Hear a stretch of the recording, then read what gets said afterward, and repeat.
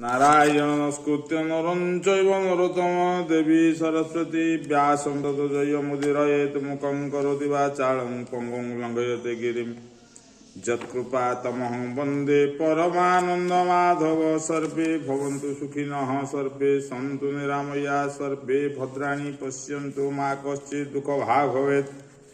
नारायणे रुद्रे अंबिके भास्करे तथा भिन्ना भिन्न न कर्तव्य पंचदेव नमस्तुते। ओम श्रीमद् भगवत पठन आरंभ। तुम्भर हरिभाव देखी निर्मल कले चर्म आखि शुण गोविंद आज्ञा धीरे कहिबी तुम्भर छामुरे तुम्भ भक्ति भाव चिते गोविंद कहिचंती जेते। उद्धव कृष्णर वचन कहे कराई सावधान कृष्ण बोलिछि गोपी जने। तुम्भे जे दुख कर मने तुम्भ विच्छेद मोर नाही प्राणिक प्राण अटे मुहि।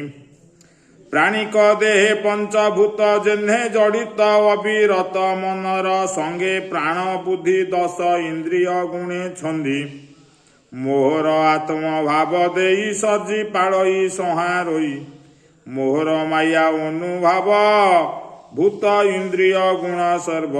ये जीव आत्मा गुणहीन विवेक शुद्ध चैतन्य सुसुप्ति स्वप्न उजागर मनर वृत्ति व्यवहार। इंद्रिय अर्थ जने ध्यायी स्वपन सत्य प्राय हुई।